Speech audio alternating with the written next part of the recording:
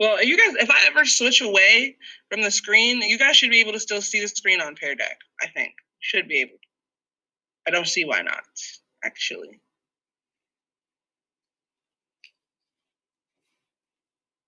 Storage is always a problem. I'm reading your messages now.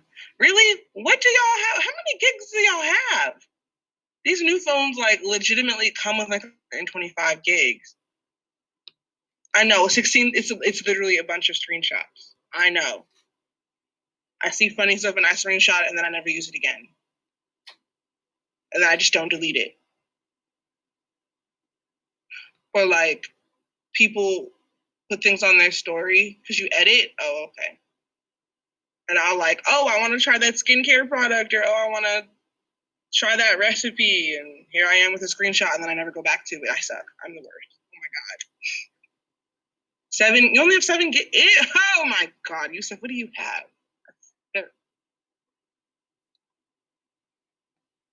All right, here's your next word. Is no. Oh God, Jesus. I'm gonna let you live. I ain't gonna say nothing. Dethroned, taken off the throne, removed from the throne. You have so many TikTok. Can't you just like them and then go back to them later? Because that's what I do. I don't get on TikTok much, but if I see something, I just like it. Because you can go back through your likes. You go back through your likes. I get what you're saying. I don't think that's been funny enough where I've saved it to my phone.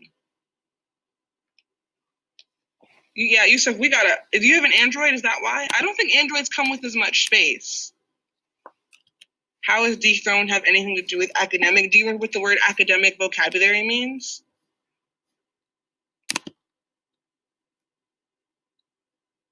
Yeah, that's probably what it is, Yusuf. Academic vocabulary means that it's a word that we would use like in school. And because this is English class and I'm going to show you a poem, it's a definition for the poem you'll need. Keith, I don't know what kind of energy you bring in today, but you might want to rethink it because I'll put you out. I don't know what's going on, but I don't like it.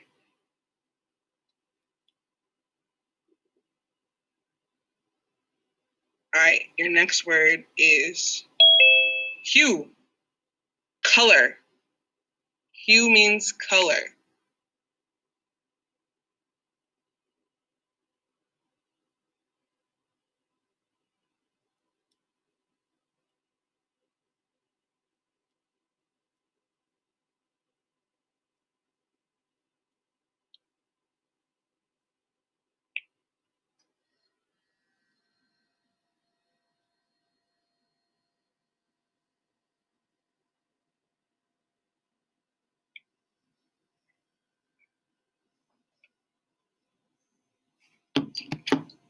We got like 10 seconds left. All my gigs are gone because of this. Okay, so maybe this weekend you should like just sit through your phone and just start deleting stuff because that's what I have to do.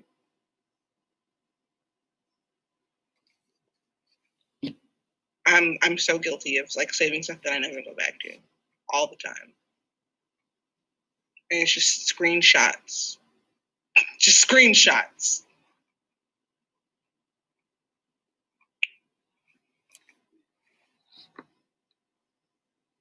I'll do it this weekend if you do it, Leslie.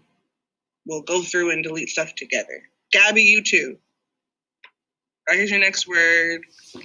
Omnipotent. I know it looks like it would say omnipotent. It's omnipotent. It means all powerful. You might like if you're someone who's relatively active in the church, you might have heard this word before. But it's pronounced omnipotent, and it means all powerful. Low-key. Be vibing to the Nokia ringtone. I wonder what it sounds like. Really need storage again. That's hilarious, Lisa. Be vibing to the Nokia ringtone. I'm gonna look it up. I'm probably gonna look it up.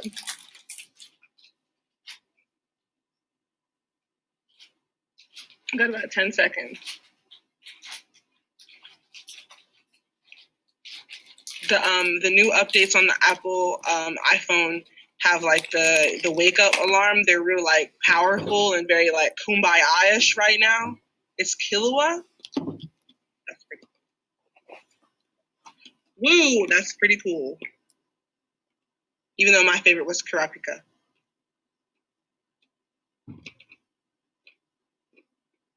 Killua? You say Killua over Kurapika? I'm not about to play with y'all.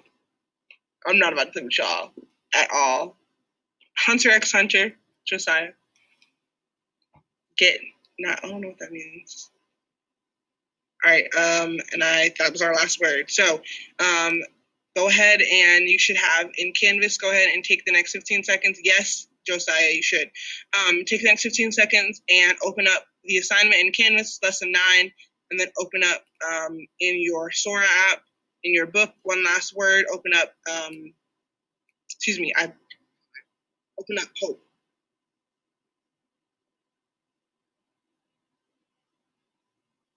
Open up hope. It is good. I haven't finished it yet. I'm on like the last season, but it is good. Not better than Attack on Titan, which comes on this week. Oh my God, it does come on this week. Oh, I've got to get my life together.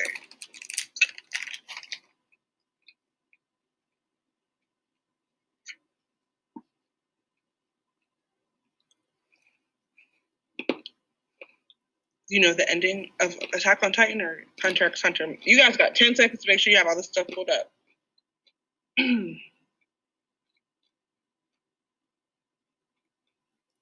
Oh, don't tell me anything. Don't tell me. All right, 3, 2. Gabby, get out. Get out, Maya. Get out. Please get out.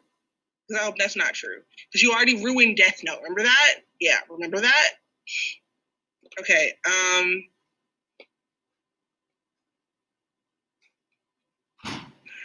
when your grandma unplugs the Xbox, you wait. Oh wait, what? That's not funny. Wait.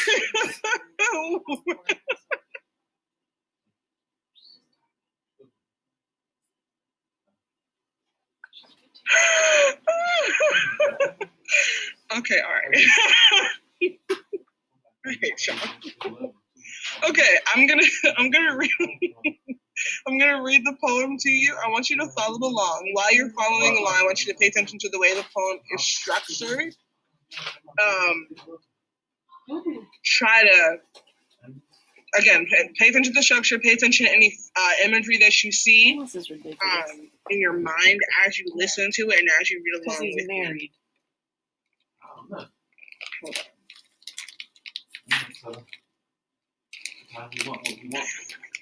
That's the problem. Very problematic. What?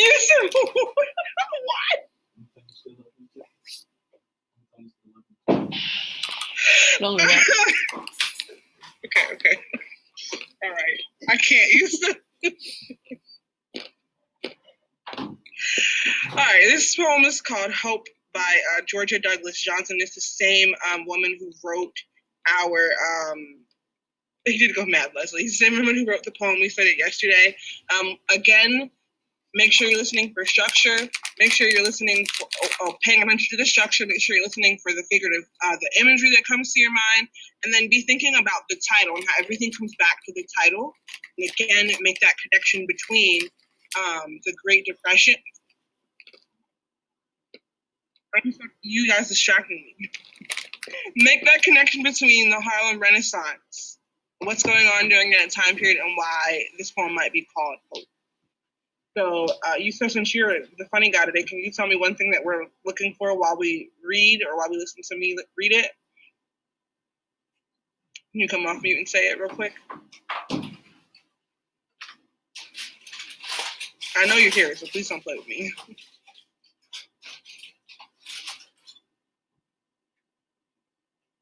So now he's gone quiet. Okay. Garyana, can you tell me one thing we're reading for?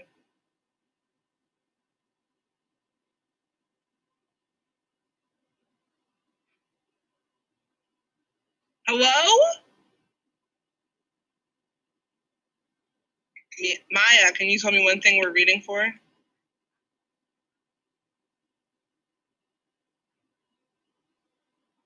y'all was all here a second ago.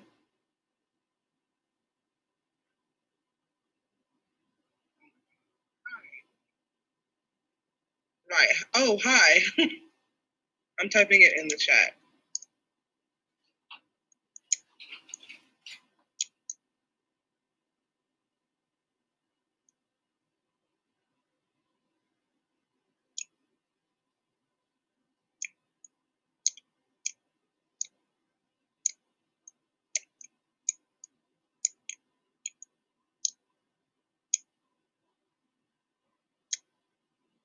All right. It's pages 81. It's 81 and 82, I believe. No, I'm sorry, 71 and 72. Okay, I'm gonna read it. You can follow along on the screen. You can follow along on your thing. Frail children of sorrow, dethroned by a hue, the shadows are flecked by the rose sifting through. The world has its motion, all things pass away. No night is omnipotent, there must be day. The oak tarries long in the depth of the seed, but swift is the season of nettle and weed. Abide yet a while in the mellowing shade, and rise with the hour for which you were made. The cycle of seasons, the titles of man, revolve in the orb of an infinite plan.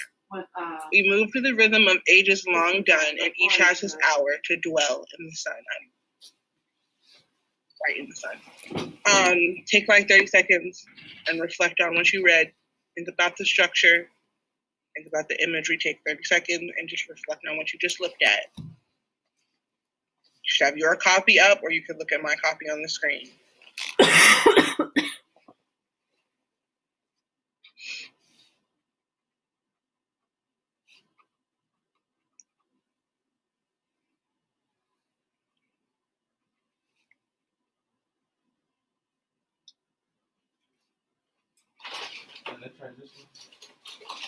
Sounds like it.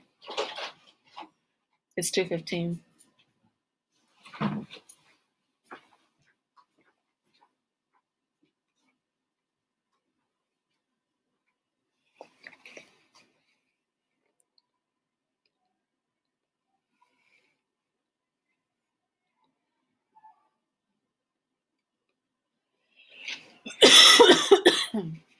All right.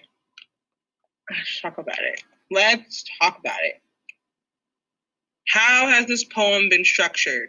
Tell me in the paragraph. What do you see about the structure? So we're thinking stanzas, couplets. How has the poem been structured? Rhyme, rhythm. Tell me in your paragraph.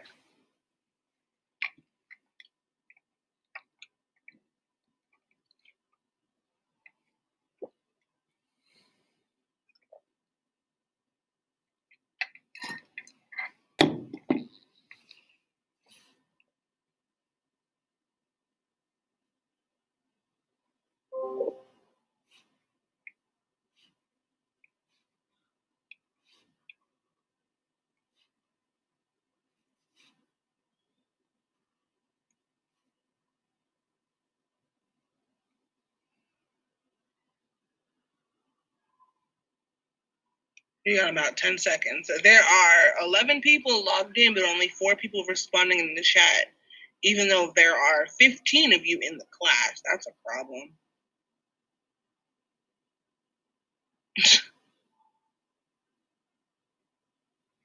Leslie. It's a good one. Still only have 4 responses. I only have responses from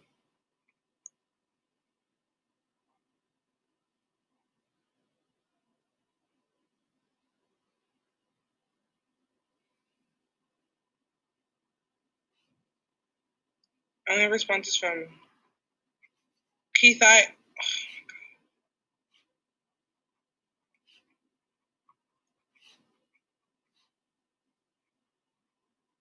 have a response from Janai, Maya, Mylena, Leslie, and Garyana. Jasmine, Carla, Gabby, Kenya, and Yusuf haven't said anything. Yes, Keith. Let's look at let's look at y'all's answers because woo. Oh, I'm sorry, I clicked the wrong button. Can you guys tell me, is this what I asked you for?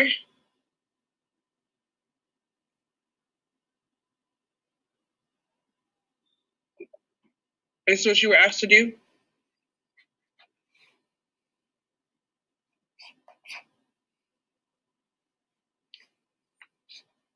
The answer is no. Thank you, Keith. I'm asking you about structure. So yes, there are 3 stanzas and multiple rhyming couplets. Somebody count real quick. How many couplets are there?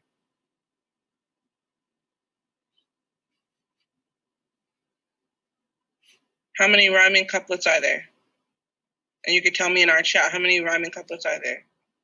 Nope, not 2.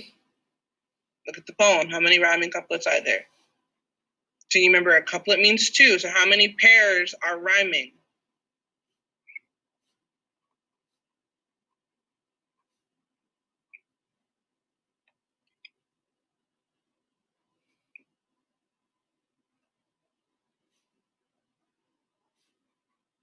6.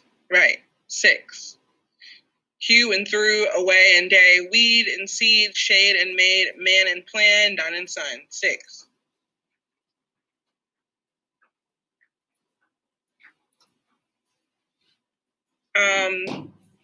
Who do you think the speaker is, or who do you think the speaker is talking to?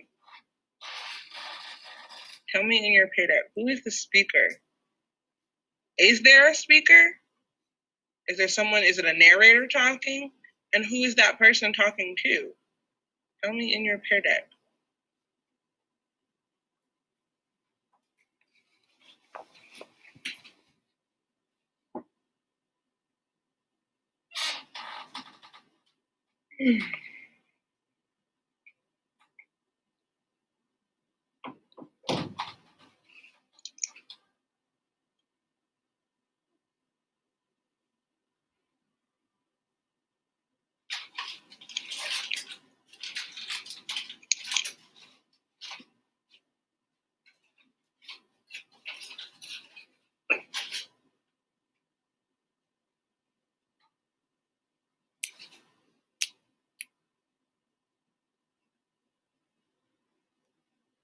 Someone says the speaker is the author.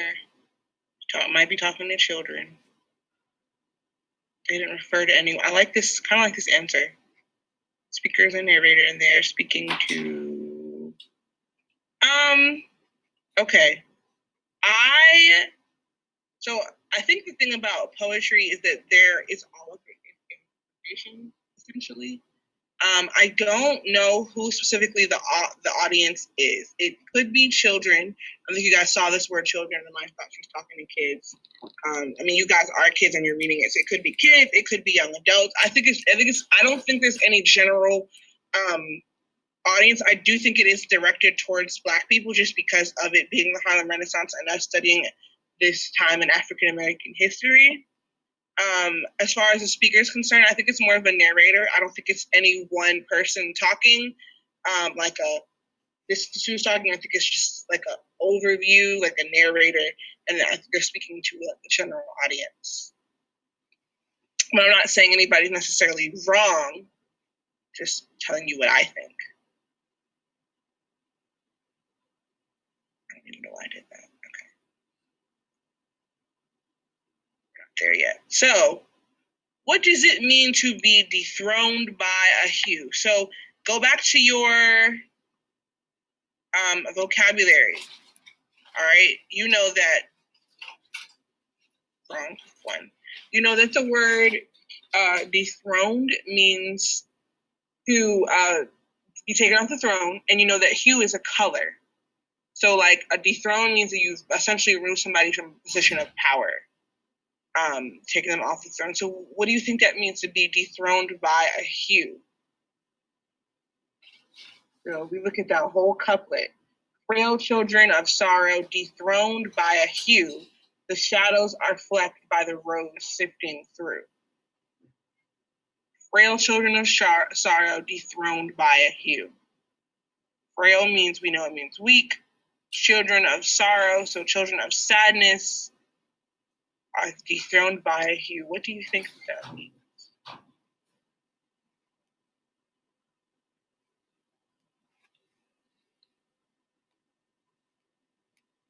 There it is. Not respected. Yep. Not respected. Not treated well because of skin color. So you've got these sad children who are, it sounds like they're sad because of the way they're being treated, right? So the poem is starting off on a pretty sad note, but remember that the title is called Hope. So everything is going to connect itself back to that. So we're just kind of trying to keep that in our mind about the connection between the poem itself and the title, because I don't think the word hope shows up anywhere in the poem, but it is the title. So we know that, that's important. So let's keep going. This was good. That's the same thing. Look at this couplet. The night has its motion, all things pass away. No night is omnipotent, there must be day. What do you think is the gist of this couplet? What does this couplet mean? This is vocabulary words. You know, omnipotent means all powerful. What does this mean?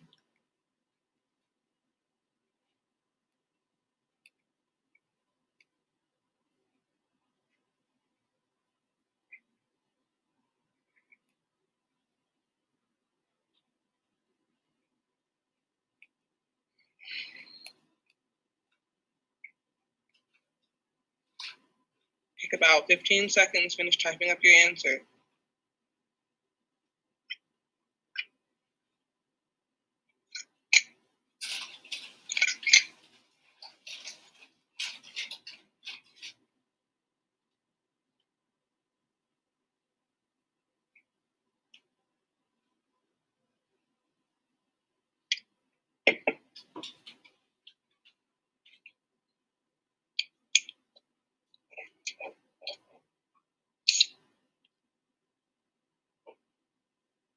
Ooh, all what things? All what things? There is hope and everything stays the same. Bad things go away and good things come. Right. So it sounds like you guys are on the right track. Because again, think about, we talked about yesterday as far as like morning goes. We know that morning oftentimes indicates the beginning of a new day. So night is usually a symbol for bad things or dark times or, negative things. So most of you, the ones that participated, it sounds like you got that. So that's great. Hold on, I just got water on my computer. Pause for a moment. All right, so let's go to the next one. Okay, this one is a little bit more difficult, and that's okay. That's okay. The oak tarries long in the depths of the seed, but swift is the season of nettle and weed. So an oak is a really, really strong, tall, powerful tree. I think about it like a daddy tree. Like dads are supposed to be like super strong, kind of like the head person, like dominating. So I think of an oak tree like that. And think about, so we know what an oak tree is. Think about what you know about how trees grow and develop. A nettle is like a type of plant. And weeds, y'all know what weeds are. Weeds only pop up when something new is growing. So you're not going to see weeds on dead plants. You're not going to see weeds when you've sprouted a seed and nothing has come out of the ground yet. You'll only see it as the plants are new and developing and growing. So put all of that together. What does this couplet mean?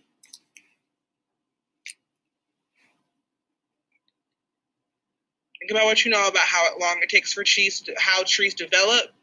And that last sentence, swift equals swift equals swift means fast. Put it all together.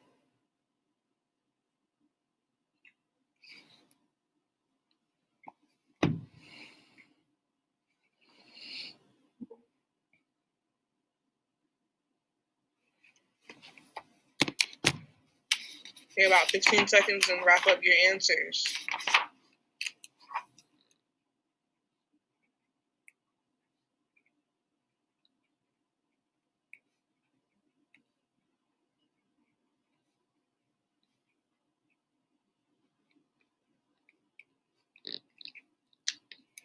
5 seconds.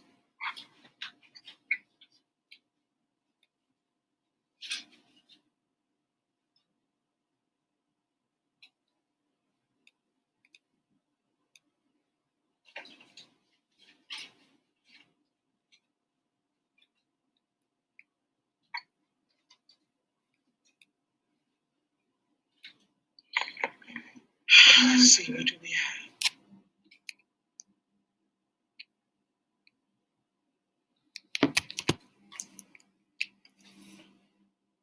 What? The seasons change and cause the end. Not quite. A new beginning is here. Close. Strong and powerful things take time to develop. It takes time. It takes time for an oak tree to develop. But that last line, swift is the season of nettle and weed. That season of growth is coming fast. So, when you plant a seed, there's a growing season, right? It's usually like the warmer months when the sun is out. When the sun is out. So swift is that season of growth. So this couplet right here is saying the oak tarries long in the depth of the seed. So the oak takes a while to grow, but the season of growth is coming. The oak tree will grow eventually. So here's the next part of that couplet, or that stanza, excuse me. Abide yet a while in the mellowing shade and rise for the hour for which you were made. Abide means to wait. What is the speaker telling us to do?